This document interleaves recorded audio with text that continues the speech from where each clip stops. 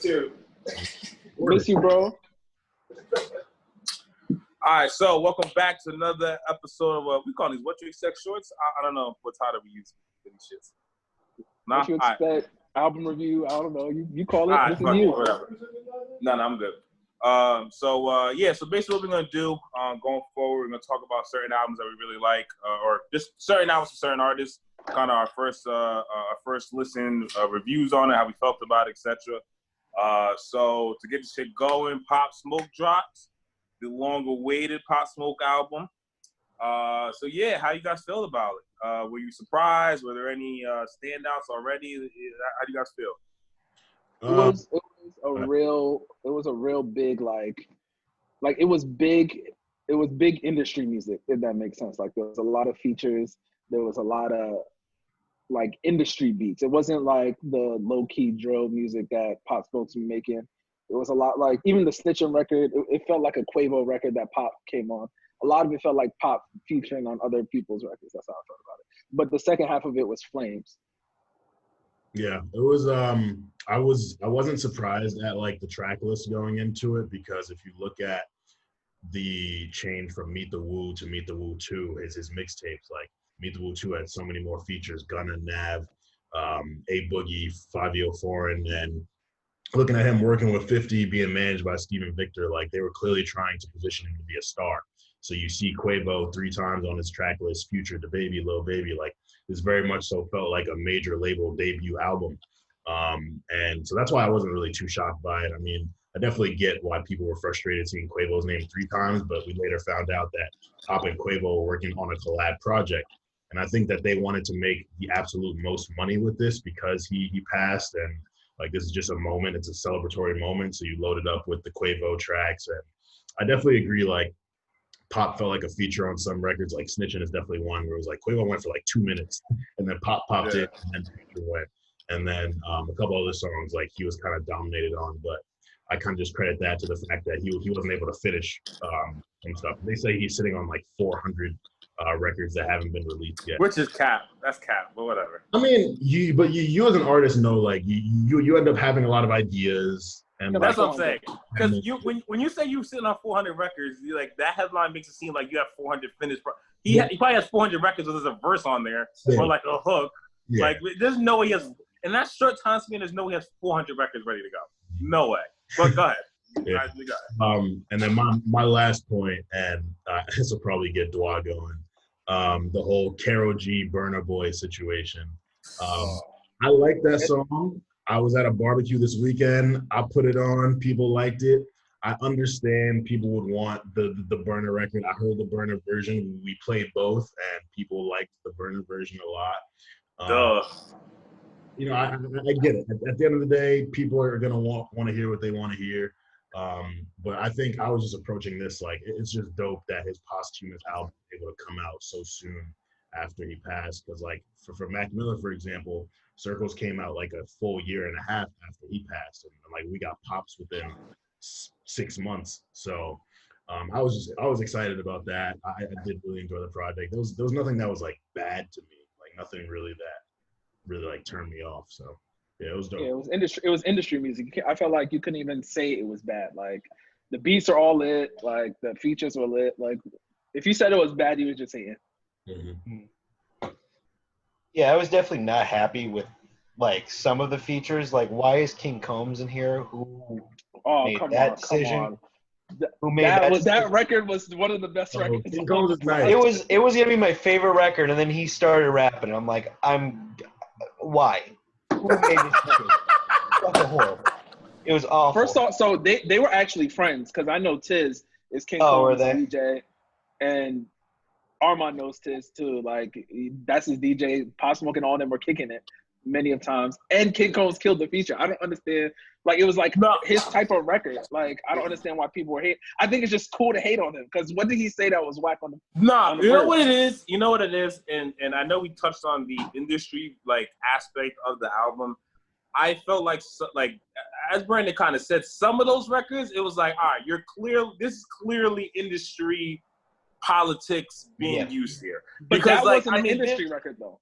No. But it's not an industry record per se. But like the names that you see on there are industry people. Like the fact that to be honest, I'm surprised Fabio's people didn't, and Pop Smoke's people didn't put them on together. Because I mean, arguably since Pop's passing, I would say Fabio really kind of took that banner and kind of kept it going. So it was surprising to me that I didn't necessarily see something on there involving Fabio, or even like a Smooth L, like some of these other New York drill artists that kind of, took the Pop Smoke wave. And I don't know if it was more because they did that on purpose. I don't know, it was just, things didn't work out. But I thought that was interesting. But no, overall, I think you guys all really touched on it. I like that. I thought it was interesting that, like, how do you feel about King Combs though, bro? I want to know. The thing with King Combs is, King Combs can rap. Cool. Like, all right. Well, like, was I ready? Like, was I hyped to see King Combs' name on this project? Like, what? No. What was? No. So my thing is like, all right, what was the point? Because there was a man, like, clearly. Because they had the record. No, but I know there was peoples. It clearly did because they peoples. Clearly. Like, outside of them being peoples, there's no way King Combs getting a Pop Smoke album. Like, King Combs don't got no, like, what is that doing to the album? I don't know, because like Dwa said, they were actual friends, and like people were mad Tyga was on it, and Tyga posted the screenshots of their conversation. Like, they were talking about doing a record together. Like, people thought 50 just threw Tyga on at the end, but it was like, nah, they were talking before Pop passed about working together. So I think people kind of get it into their head that every single feature is like an industry feature, and there's no relationship there. And like that is the case with a lot of major label albums. Like, people might not have a relationship at all. They just send a record and then you get a verse. Like, you guys know how it goes. But like, I feel like a good amount of these people Pop actually had a relationship with. And with the whole like Fabio being left off thing, like, I feel that. I think with the whole drill movement, it would have been cool to have more of a paying homage to Brooklyn drill, New York City thing. Because I thought that DaBaby's verse really wasn't necessary. But again, like, going back to the whole like major label thing, like by putting him next to Roddy Ricch, who's super hot right now, by putting him next to 50, who was the best record, by the way. The Woo was the best record on that project. Dope. Yeah, putting him next to Future, putting him next to Karol G, it exposes him to an audience that he wasn't familiar to already, because he was really just a Brooklyn drill guy. Like, the only features outside of New York he did prior to this was Gunna, I think, and Nav. So like this Armon, yeah. And I want to piggyback Armon. I thought that was also very interesting, and I think that's kind of almost the sadness when it comes to the album. It was he was definitely bigger than New York drill. You know what I'm saying? Like, and clearly with this album, they purposely. I know Dwight kind of talked about it.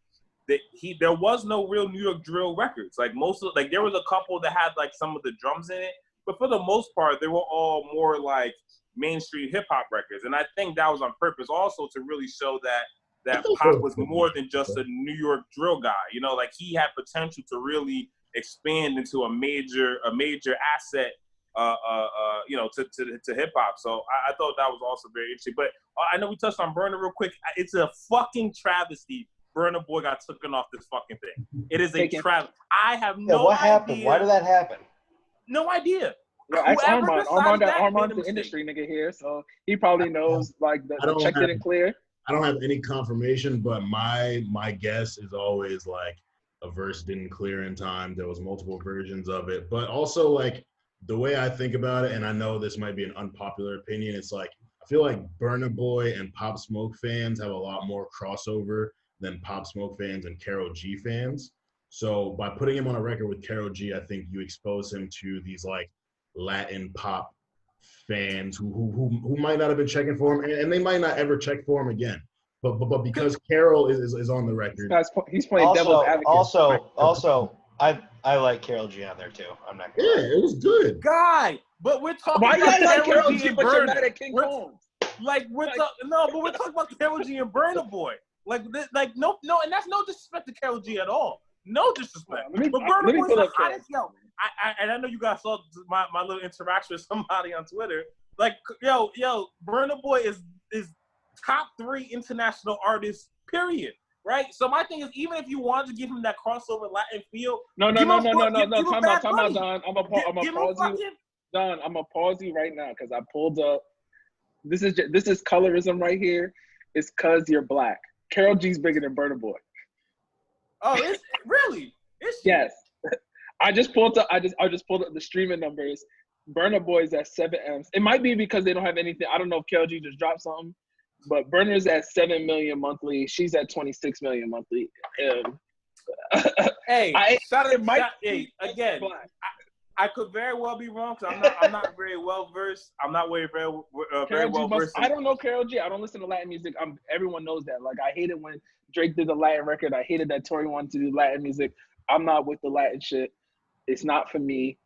But it would have been as I think Armon said, like the crossover between pop fans and Burna fans. If you were making the album for fans, they should have had Pop on. But I guess maybe what he said, dates, maybe it didn't clear in time. Who knows?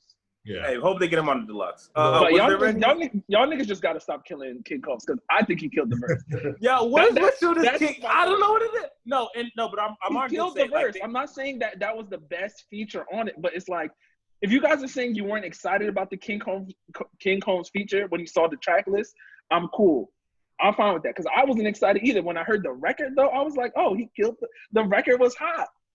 No, and that's my only point. It's not a knock on King Combs. He was not the worst feature. No, it wasn't. It's not necessarily a knock on King Combs. It's just more of it was random to see. But again, we discussed that they had a relationship, so it makes sense. At least it makes sense now. Prior to knowing that, though, if you just went to the album and you were looking at the track list and you saw King Combs, you're like, why is King Combs here? You got 3 Quavo records. You got Karol G. You got Burna Boy that should have been on there, and you left Tyga and you left Combs.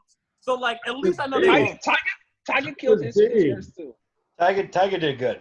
Yeah, Tyga killed his verse, but that was a Tyga record though. Yeah. You know It was. Like, that was Taylor made. It was a Tyga record. But Pop also sounded good on it. Like one thing I wanted to say that we didn't touch on is like he really did show his range. Like the samples on Something Special and on the other one, and then the record with Sway Lee killed Creatures. Like Sway Lee killed it. That was another well. feature that I was like, why the hell is this on here? And then I heard the record and I was like, okay. Yeah, that's definitely. No, I will say for the most part though, all the records and everybody who was involved did a very good job. There's not a record on there that like. There's not a bad record on it. There's no record that I'm just turned off. Honestly, like I personally think Meet the Woo is the best record on there. I'll ask you guys, what do you guys feel is the best record on there? If you guys have a best so far. Yo, just guess. What do you guys think my favorite record's on there? I mean, actually, except for Armon. Either So Special or the Genuine it's definitely So Special. This nigga's singing on the record. I was like, this nigga's killing it. I love when hood niggas get into that. That shit hit though. Into that shit hit. Love that. You know, that's my energy right there. Yeah. No, like this album reminds me a lot of 50's first album, Get Rich or Die Trying. Like he had the street records. He had the he don't got the hit on there though. He don't got the hits. Nah, Meet the Woo's the hit. They added Dior, like, and that's smart. That was smart because in the club though.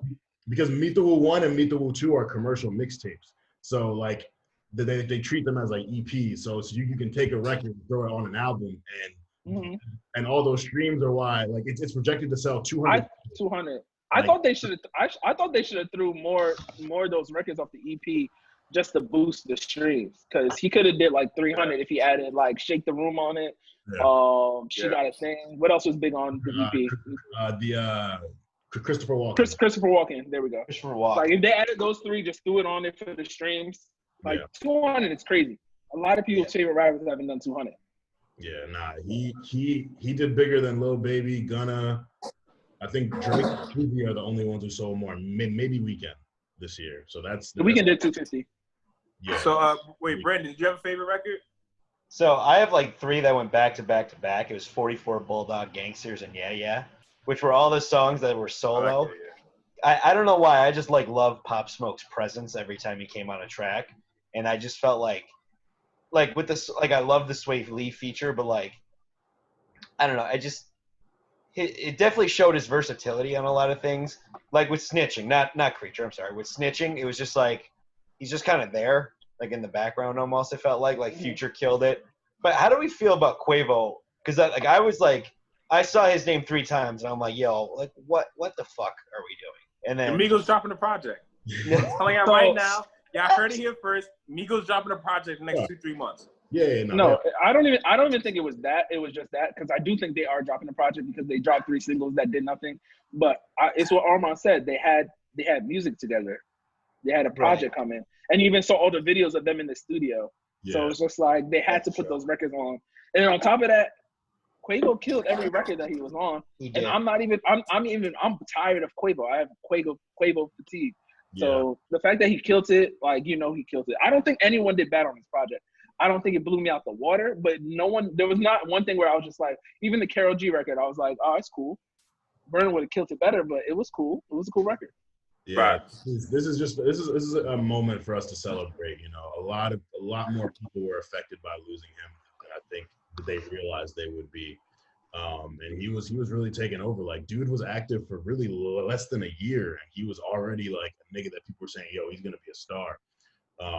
So yeah, I think that's playing into like the enjoyment of the album. It definitely is good. Like, I have nothing bad to say about it, but like I wouldn't call it amazing. I wouldn't say it's one of the best of this year.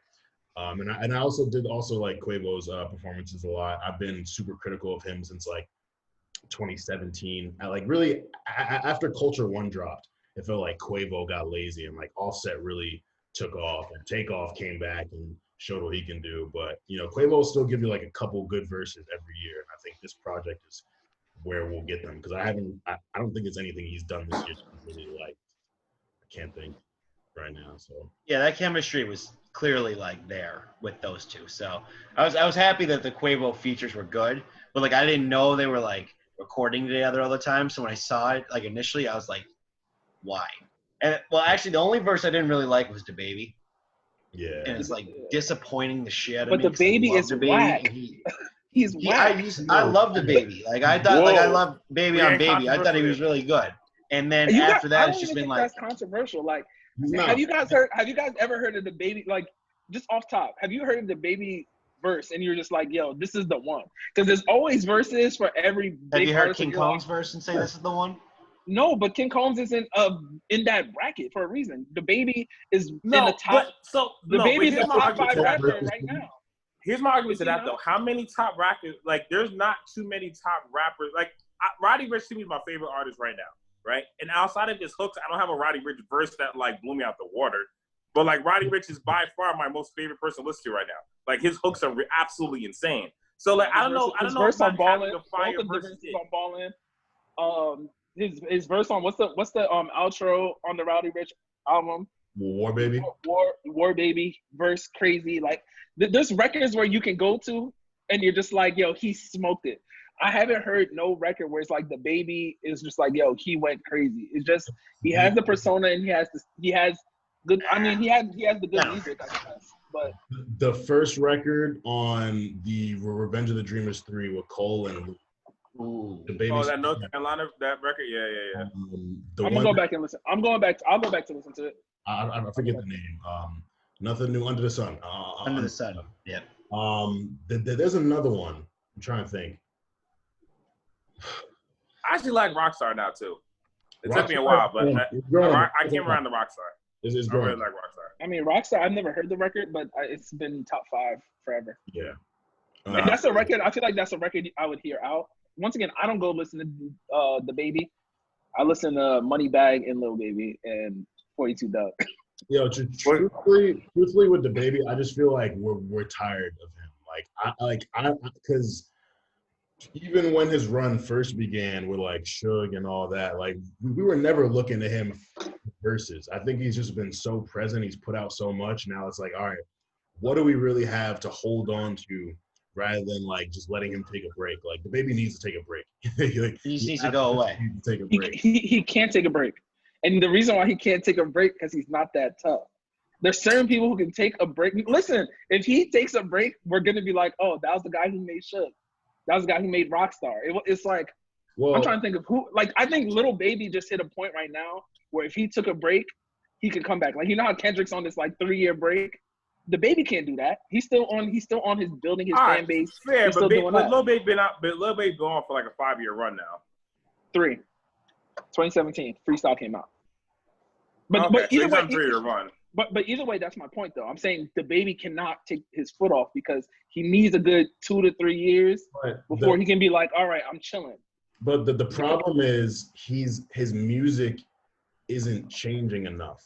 Like he's working with different producers, but to me at least, a lot of it still sounds the same. So if he took a break, really developed, and came back with a fresher sound or had more substantive content, because like he's still not really talking about shit either. Like it's very fun music, fun raps, like clever lines, flexing, all that, but like he's really not talking about shit. So it's like if he took time to live, have more of a story to tell, like maybe if he fucking got a girlfriend and then got broken up with, like I don't know, like he just needs. He just lost his baby mom. There's no inspiration. Wait, he did? Yeah, well, not lost her, but like he left her for Damian Lee. He got a girl He just lost his baby mom. This nigga's stupid. Terrible. Like she's dead. Shut the fuck up. I didn't even die. Like he lost her. Yo, He had a raps. all right, but hold on. Just to bring it back. So you guys have any final thoughts on the project? There's really any quick final thoughts on the Pop Smoke record projects? King Combs verse is better than the baby, and I'm gonna stand on that. Yeah. Final comment. Yeah, you would tell anybody else, man. For me, this album showed that he was going to be a superstar very, very soon.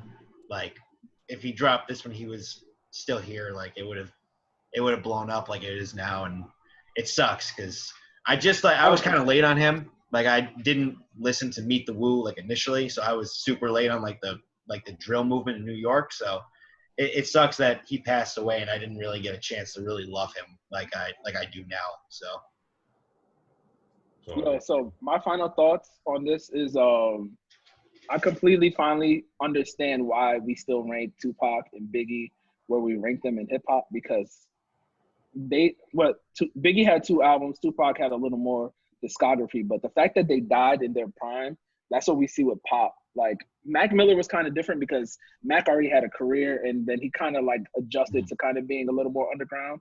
So it's just like, I understand like if I was like 24, 25 when Biggie and them died, like I can see why they blew up. Because Pop, I think the only thing I disagree with Brandon, I think he's a lot bigger than he would have been if he dropped the same exact album. I don't think Pop's, if he was alive, is doing 200 week 1. I don't think so. He's not doing 200. Nah. But it took a little baby sometimes to do the numbers. That's what I'm saying. I don't think his first album is going 200.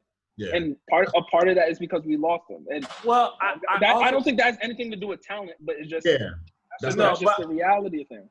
But I do think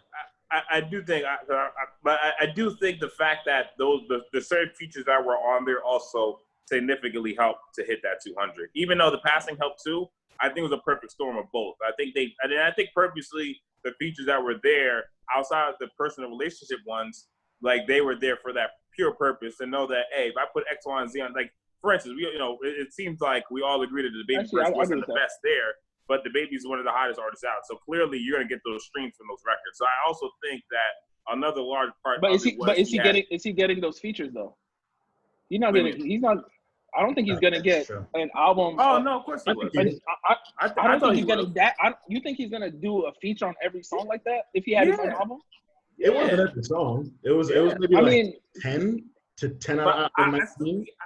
I think because again, the people that got his features, I don't think were so out of his reach to. Like, I just don't think an artist would want to do that. Like he would have had more him. So we got apart from the intro and outro, he had 1, 2, 3, 4, 5 records without a feature apart from the outro and intro. Wow, it's only 5? Wow. Damn. Only 5. Apart from the outro and intro, that's 7. Right. And there was 20 records on it? But even 19 records? I disagree. I think the reason I disagree is with a lot of people albums going forward, there aren't actually. I would say it's more in the minority to have an artist have a majority of their records be themselves. Most artists. Pop Smoke's last album, apart from the bonus records, were all him, except for the Quavo record and the TJ record. But I'm just saying, like, considered as a studio album. There was Gunna, there was A Boogie, there was Fabio. Gunna was a bonus. I said except for the bonus record. Gunna was a bonus. You're right. Bonus. What- Nav was a bonus. P&B Rock was a bonus. Oh shit. The only you're features right. was Favi, A Boogie, and Quavo. Okay. So Yeah, but what's a War was bonus? Again, but you I mean, can't say it's a I'm just bonus. saying. But what's a bonus? I'm literally just saying. I don't think he's doing 12 out of his 19 records with features. No. Okay. No, he's definitely not. He's definitely not. I just think like his Like, charisma and I like his talent was gonna bring him to Yeah, I'm not maybe saying not he the can't get same it amount of sales, but like I think like his popularity would have grown immensely. for sure. Yeah. Plus again, he added Dior to this, and Dior was on like 2 previous projects. Yeah. And that like became a protest song like over the last couple months too. So I think it's super popular right now. But yeah, okay. I think we Yeah. All right, so we got one we more can go here, to the next one. guys. I know I forced everybody to do it. I forced some people to do it. We have another artist who dropped this past week. Westside Gunn came back with another project. I believe it's his second of the year. Correct me if I'm wrong. I believe second project of the year. Yeah, it's the second project. So I personally am a Griselda fan. I really enjoyed Pray for Paris, which is the first Westside Gunn project. I thought it was really, really good. Now I will be honest on this one. I didn't love it as much. And the reason I didn't love it as much was just due to a large portion of it was the beat selection. I know Armon, we kind of talked about this a little bit off screen, but I thought the beat selection for this particular project was very slow, and it never really picked up steam like other projects does. So, for example, Pray for Paris, he has a couple, like the record with Freddie Gibbs, even the record with Tyler. Like he has some of these records that kind of picked up the energy in a sense, and brought you kind of this unique or gave you like this hype because of who was the feature on there, whatever the case was. I didn't feel I really got this from this project. It was typical Westside Gunn bars though, but not my favorite Westside project. I have a question. Is Stove what's his name? Stove God Cooks. Is he part of Westside Gunn? I mean, part of Griselda? So I'm assuming just Westside Gunn people. So my main rep is a big Griselda guy. He's in the underground world. Who's the dude? I think Complex just gave him top. He's in the top 50 new albums. So Complex just gave him top 50 new albums. I'm guessing is he a new underground artist? Who cares what Complex is? yeah. So basically he's a new up and coming. So he has. Where's he from? No, let's go. Syracuse. Okay, So he's from the Syracuse. So yeah, I thought so. The only reason I asked that is because he was on local like artists. 7 records. Yeah, and that kind of felt like, so Currency does that a lot, where he'll put on his peoples on a project. He'll just pick a project and like throw like 6 of his peoples. Oh, was it?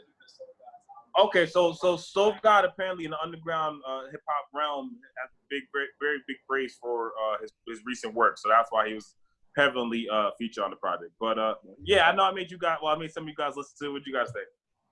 Go ahead, Brandon. All right, so That shit was funny.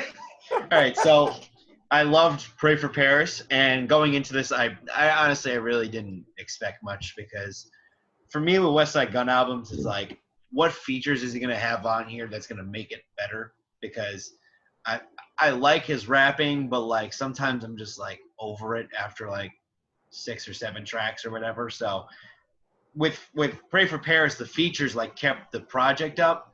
And after the first like 2 songs, Michael Irvin and Jose Canseco with Still Got Cooks as one of the features, I honestly forgot every track. Like I don't remember listening to this much at all. The scathing. Yeah, I don't.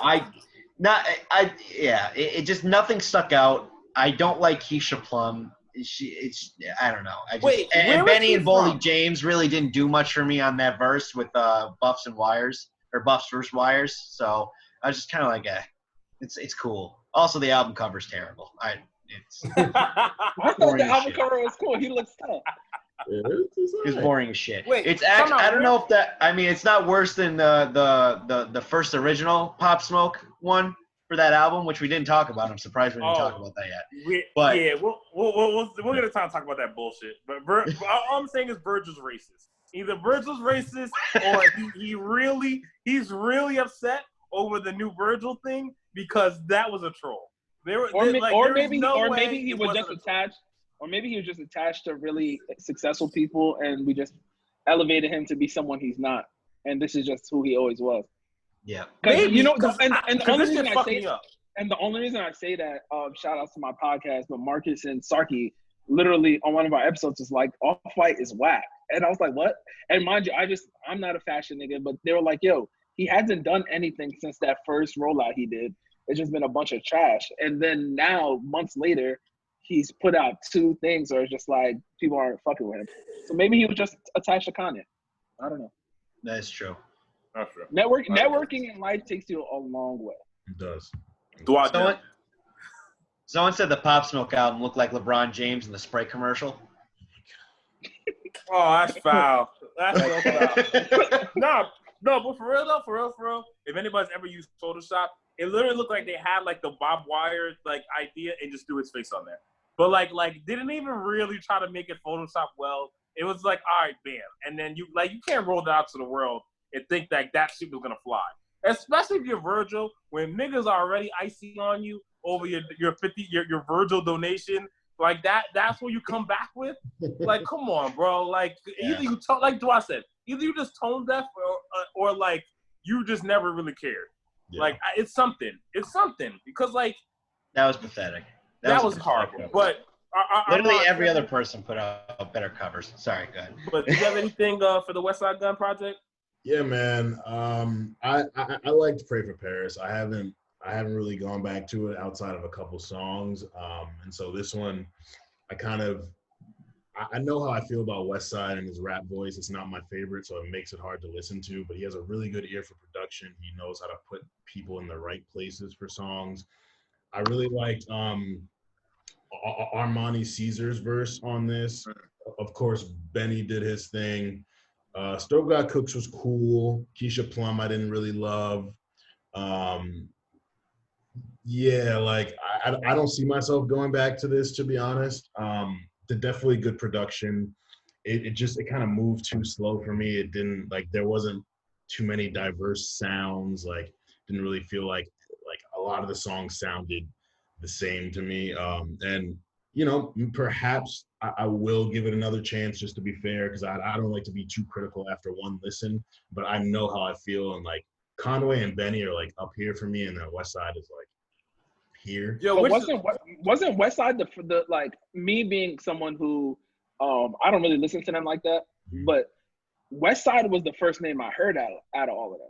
No, he's the one that pops. He's the one that pops. Yeah, so he was the one I heard first. But when I went and listened to them, I actually think Conway's the best one out of them. But I know Benny. I know right now Benny's the one that has all the buzz. Yeah. But Conway, I think Conway's way better than both of them. No, pure rapping. I think Conway is easily the best out of all of them. Like pure rap. If we're talking just pure rap bars, Conway is definitely the best one out of the group. I know I said this off air. I felt Westside to me is just like the Cameron of the group. Much more like I think for overall, I'm not gonna judge him off this project because it wasn't my favorite, but overall, I think he's the best at putting records together. I think he picks the best beats. I think he has the best hooks. Like I think overall, he's like I just enjoy his music a little more. But I think Benny is like as a complete artist, he's the most complete. Where he can bar you to death, but he can hop on a more of a mainstream record and still, you know, get that shit off, you know? No, they have a really good situation, like, because Conway, I feel, is just continually getting better as a rapper. As Benny gets bigger, he also brings them along. I think Westside Gunn is the brains behind things. And, like, I think eventually when he steps into his label exec, like, you know, executive producing albums type role, like, I think he'll be really good at, you know, just recruiting talent and helping Benny and Conway be in the best position. But for me, how long have these guys been together? Like, what's the history of them? If you guys want to, I mean, Red's probably gonna say something, but long time. Fairly. How long have they been together? 10. I think Westside Gunn dropped his first tape. So about 10 years. Westside dropped his around by 2013. But was it the Fly Guy or Hermes one? The ref should have just came on his call. Yeah. Mhm. So yeah, so Fly Guy was a project that really blew, but they've been hot, I guess you could say, for like about 5 years. Yeah, but I'm saying, when did they start this? Because these So niggas 10, about 10 years ago. they're latter 30s, so it's just like they're just not getting buzz, like mainstream buzz too. Like, I know they probably been hot underground, but when you start getting that mainstream buzz, you can't. I don't think you can come with this, and that's just all I'm gonna say. Because, like, yes, you might be hot in your world, but now eyes are here. Because wasn't he just saying he was better than Freddie Gibbs like a month ago? He was just saying that, and Freddie Gibbs just came with this Alfredo shit that put Freddie Gibbs on a whole new world, and then he came with this. I understand he had the other album this year that everyone loved, but it's just like, you can't give me this where I can't even get past record 5 as a person who doesn't really know your music that well, and then you're saying you're better than Freddie Gibbs, who just dropped probably one of the, in his lane, the hottest hip hop rap album in his lane. I want to just say in his lane because Lil Baby has the best album of the year, rap wise.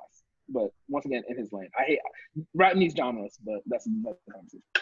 Fair, but no, I think that's fair. I mean, I do, like I said, I like, if you follow the Griselda as a group, you know that this is what they do. They drop a lot of music. They give you a lot of projects in a year. They usually do at least 3 or 4 mixtapes each. You know, Conway kind of slowed down a little bit more, but Benny and Westside usually drop at least 2-3 projects a year. So it's very common that they do this type thing. But yeah, so, you know, it wasn't the best, but I still think, you know, again, my only real critique of it is just that usually his mixtapes or EPs have much better beats. I just thought the beats, you know, as Armon said, it's like they kind of drowned it out a little bit, just because they were all so similar. Usually he does a very good job of finding a unique sound in some of those boom bap beats where it like kind of gets you excited.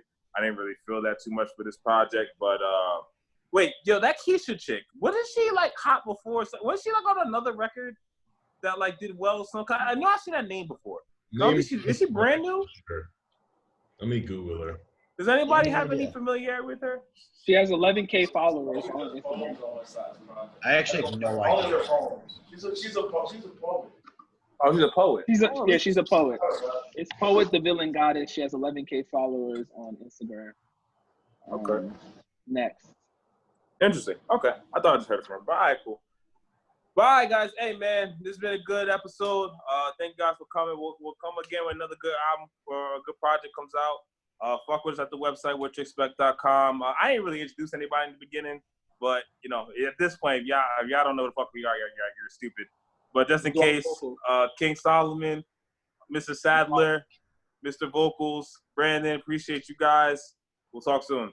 All right, brothers. Sure.